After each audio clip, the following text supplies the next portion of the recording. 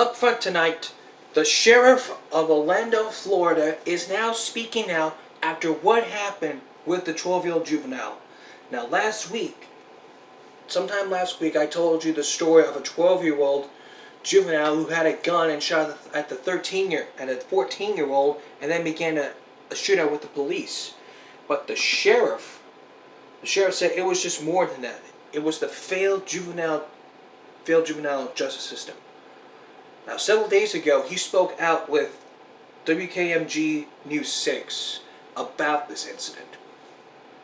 And tonight, we're gonna hear about what he has to say, what happened.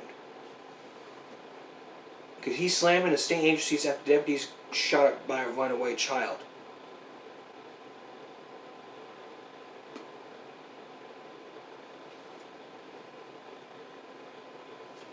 And I gotta tell you, this is the real deal. We cannot be allowing people to have guns under the age of 18. In this case here, this kid was 12.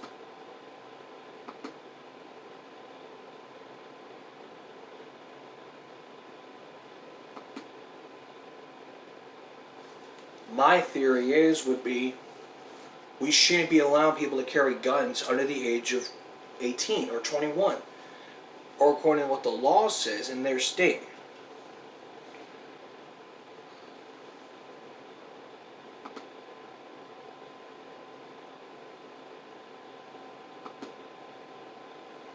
So take a look at what they have to say.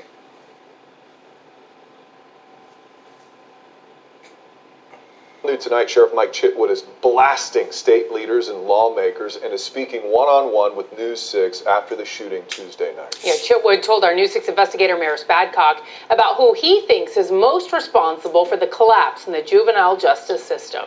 The guns out now! The Department of Juvenile Justice is failing to do its job. DCF is failing to do its job. Stand by. With over 30 years of law enforcement experience, Sheriff Mike Chitwood thought he'd seen it all.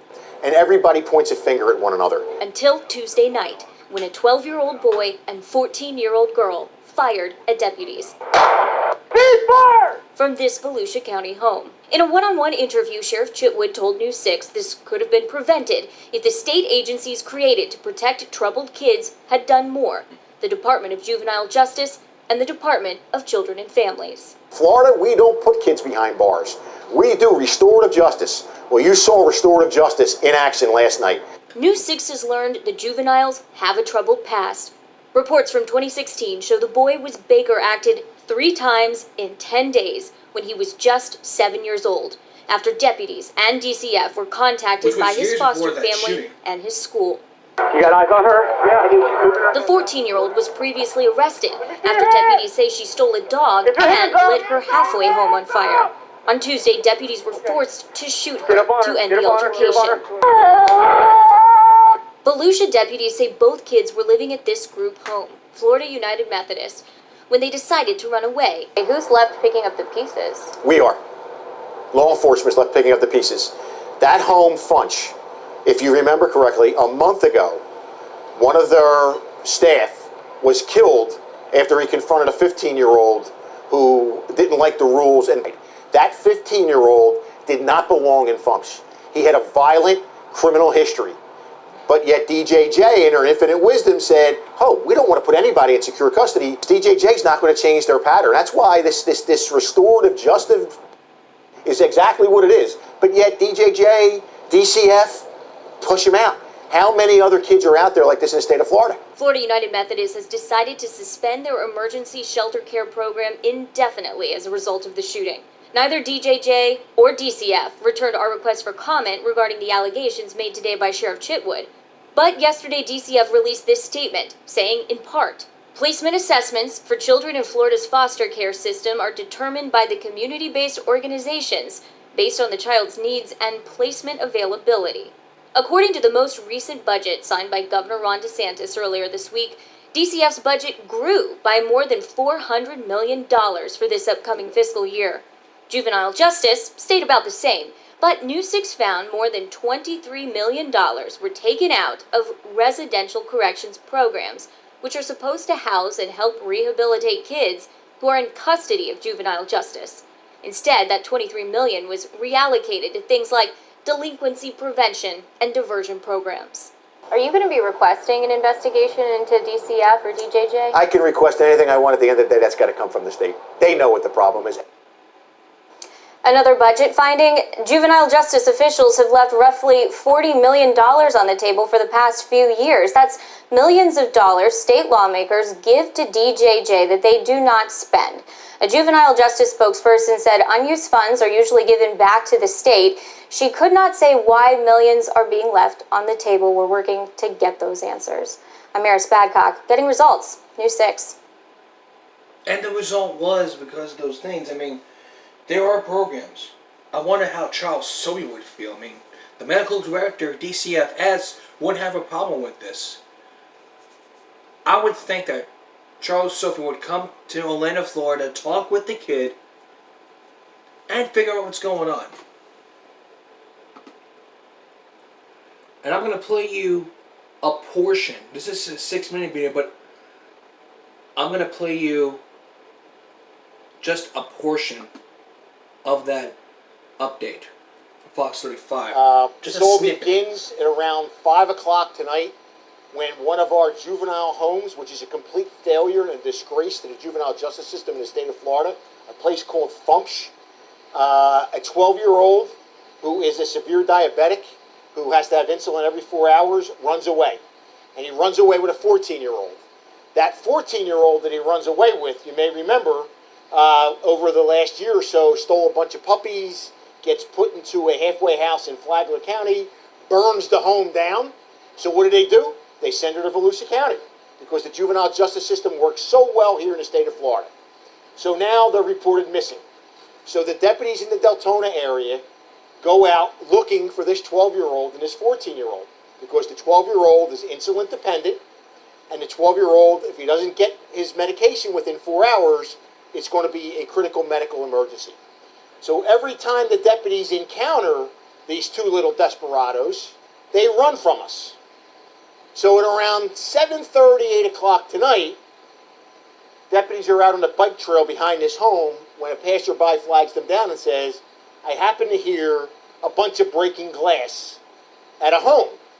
So the deputies walk up to the home. They discover that there's forced entry to the home. And the amazing thing is they don't do what I would have done. I would have walked in because I have an eyewitness telling me two juveniles just forced their way into the home. They take a step back and contact the homeowner and say, should anybody have access to your home? As resources are pouring in to surround the property, the homeowner says, nobody should be home, but I have 3 firearms in the house. An AK-47, a pump shotgun, and a handgun, and 200 rounds of ammunition. So as deputies are surrounding the home and try to establish a rapport, they are met with gunfire. And they're not met with gunfire once. They're not met with gunfire twice. They're met with gunfire multiple times. At 8:28, one of my sergeants, who was the first to arrive, Sergeant Donnie Maxwell, takes fire multiple times, never returns fire. At 8:31, one of our units reports they're being fired at by the 12 and the 14-year-old. At 8:33, another call comes out from another group of deputies surrounding the home saying that shots were fired. At 8:40, the 14-year-old emerges from the property and threatens to kill Sergeant Maxwell. At 8:54, the juvenile male armed with an AK-47 opens fire on deputies. Eventually, after all this goes on and we try to de-escalate, we throw a cell phone into the house to try to talk to them, the 14-year-old comes out of the garage with a pump shotgun, levels it at deputies, and despite warnings to drop it, she walks back into the garage.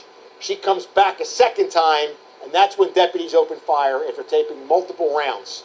After they wound her, they automatically transition to try to save her life. I've had enough of this. Alright, later in this broadcast, an update about what happened. About that graduate who had a Mexican flag over his gown when he had to graduate. Now we learned of another one. 2 people. Find out about that a bit later. But still ahead, COVID. HEB is now have any option for people who are vaccinated to wear a mask. We'll tell you all about that when we come back. Up front tonight, HEB guidelines. This comes after HEB updates its mask policy. It's optional for fully vaccinated workers and visitors. But we still don't know about what the others, so they're still under that mask mandate. So, take a look. All right, Bill, attention shoppers. Today, HEB updating its mask policy. All this after getting updated guidelines from the CDC. Now, the store announcing today that masks are now optional, but that is for fully vaccinated customers, workers, as well as vendors. Now, if you haven't gotten your vaccine, you're still being asked to wear a mask in store. So that rule is still mandated. So let's look at the COVID numbers in the state of Texas. We're now at 297 million with 51,986, but close to 52,000 deaths. The tests have taken 520, positive 2.6.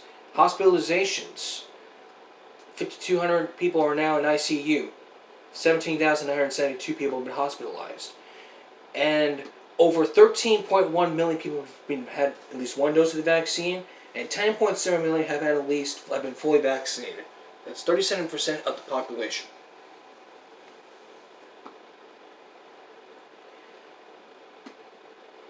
And on a 7-day average, over 1,900.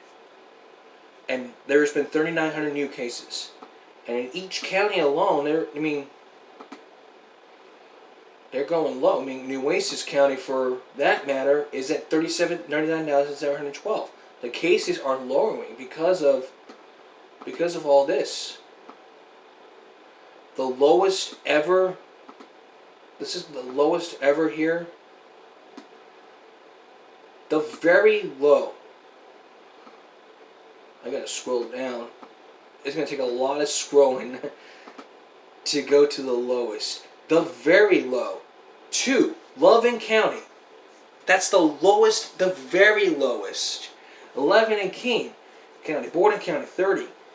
The highest ever is in Oasis County where you live. So, again, if you have not been vaccinated, you still have to follow the mask mandate rule, and you still have to be socially distanced. If you're fully vaccinated, then some places will allow you to have the option to wear a mask. Some places will still have you wear that mask mandate. Now, if you're at a doctor's appointment, they have to check your temperature to make sure you're not running a fever. If you have a fever, you shouldn't go to your appointment. And if you're sick, you shouldn't go to school.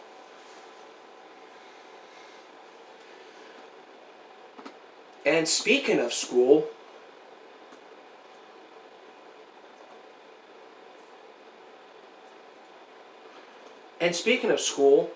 here's what happened.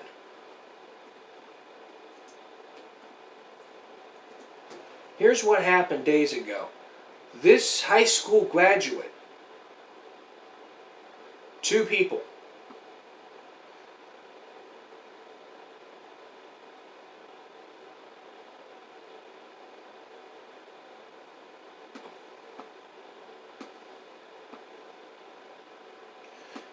and after 2 days, he's gotten his diploma. So let's get you up to speed on what happened.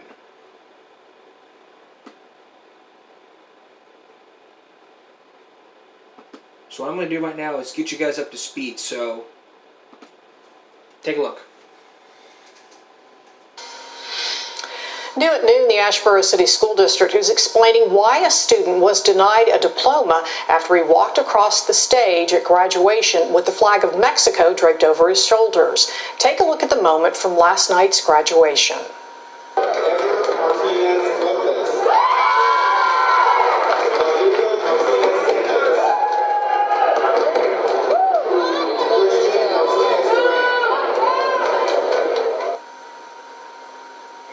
The student starts to take the flag off of his shoulders, but then proceeds on. In a statement, the district says that its graduation dress code is clearly shared with students ahead of time, and the wearing of a flag of any kind is a violation of that dress code. The school is now reevaluating that decision for future senior classes. The district also says it's working to resolve the issue with the student and family so that he will receive his diploma. Now, after that, a couple of days ago, after he was denied a diploma, he receives that diploma and met with the principal. So, take a look. An Asheboro High School student received his diploma today. The school denied him his diploma on graduation day. That happened last week. Because and of our the flag. Ford Hatchet is live in Asheboro, where Ever Lopez and his parents picked up that diploma. Ford.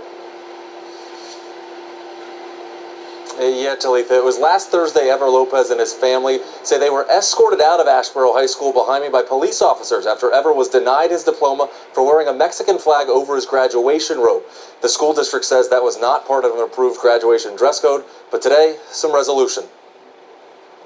Be it known that Ever Martinez Lopez, having satisfactorily completed all requirements of State Board of Administration and the Asheboro City Board of Education, and is therefore entitled to this diploma. Ever Lopez's family, friends, and supporters gathered outside of Asheboro High School this afternoon to witness the graduate pick up the diploma he was denied last week. It's crazy because, like I said, I didn't expect none of this. You know, it just happened out of nowhere. But at the same time, I'm grateful, knowing that I have a big community behind me and that we're all in this together, and we'll never walk alone. Ever's parents accompanied him inside the school to meet with Principal Penny Crooks, and through a translator, Ever's mother says the principal has agreed to reevaluate the graduation dress code. I feel very, very grateful because the principal and also Asheboro City Schools has agreed and is willing to be able to address this and not only make change for our family, but for other Latinx and African American communities so that this does not happen again. Ever says the support from his community, and especially his parents, has helped him on this roundabout journey to holding a diploma. It means the world to me, because they're the ones that really wanted it for me, and like I said, I did it for them, and I feel real grateful now that I have it because I fought for it, they fought for it real hard, and it just means the world to me. They mean the world to me. The family says the meeting with Principal Crooks was productive, and after Crooks and the school district received nearly a dozen threats over the weekend, Ever wants to tone down the rhetoric around this incident. One thing is the support, but threats and all that is not what we want, And the entire Lopez family says they don't condone any of those threats of violence. And in a statement to WXII 12 News, the Asheboro City School District says that they are wishing Ever and all of their graduates very bright futures. Live in Asheboro, Fort Hatchet, WXII 12 News. Thank you so much, Ford. And this was the raw video of that. So, I'm going to play it for you guys, and then we're going to go on break.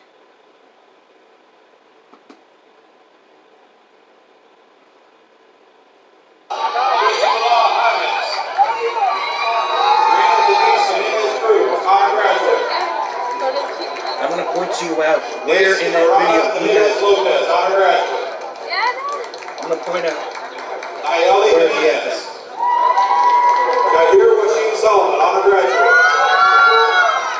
Actually, I'm gonna skip it. Machine Vasquez. Avery Carter Jones. Evan Exterior Jones. Denied Renee Jones. I'm just gonna play a portion for you guys. Monte Lyons. Okay, so that's where he had that thing, the flag. Taylor Carson Wash. Tyler Christian Wash. Eric Lynn Martin. Jasmine Judy Martinez Alion. Francisco Martinez Basilio. Ever Martinez Lopez. And then Christian Martinez Durant.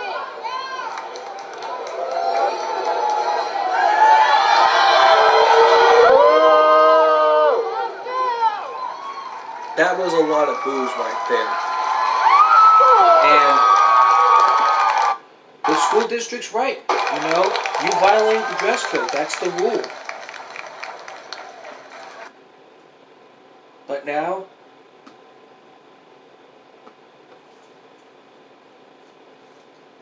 But now, there was another one.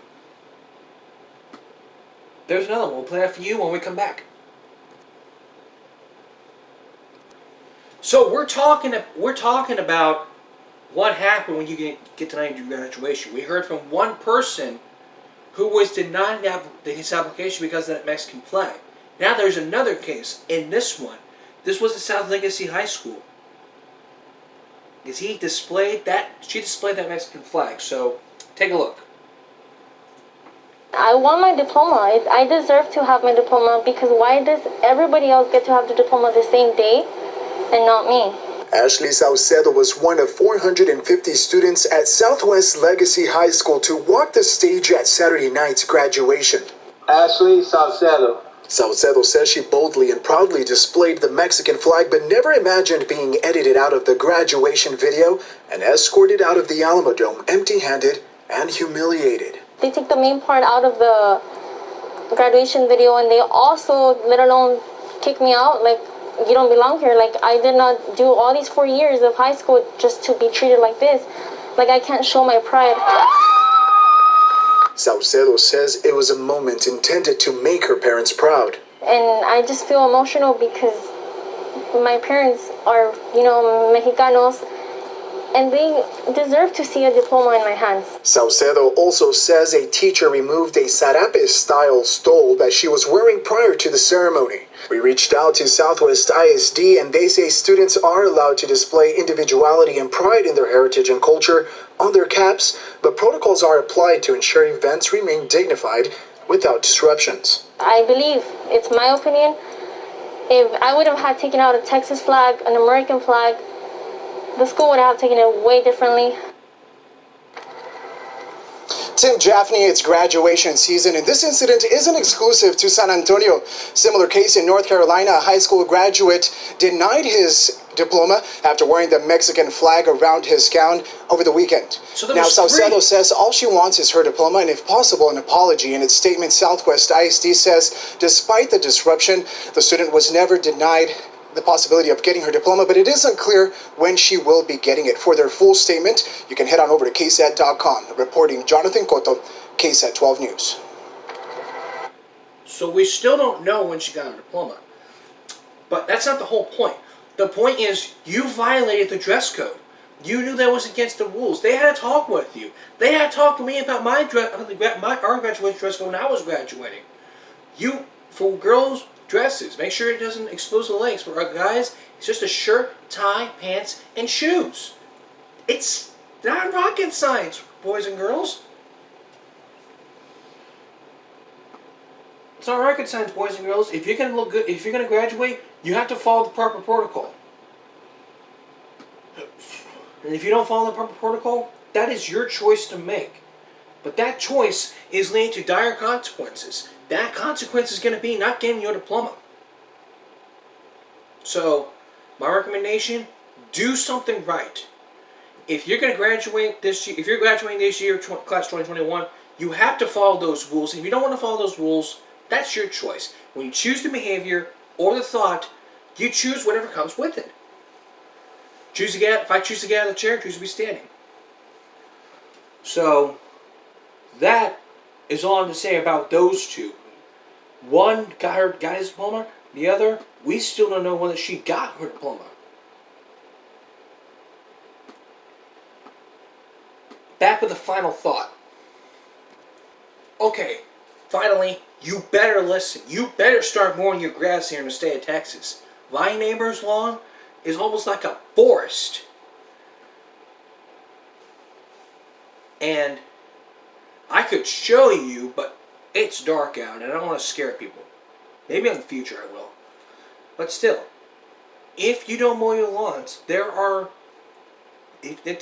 could be fined, suspension, community privileges, use of the pool. You can force a compliance in calling a mower or billing you for it, and lawsuits. So you better get your mow lawn before they come after you. Because if you don't, you're going to get into a lot of trouble. And in Florida, a federal court fines in Florida, they have to pay $30,000 for overgrown grass. So in this state, Sometimes it could be a lot of money. So if you don't want that to happen to you, you better start mowing your lawn because of the homeowners association. It's in the district. So get your lawns, get your grass cut now. Otherwise you could get fined. Get it cut now. That's all this edition. Give me a break Wednesday going to Thursday. I'll see if you give me a break Friday with an interview with Josh Brown, who catches sexual predators. I'll see you then Friday. Good night.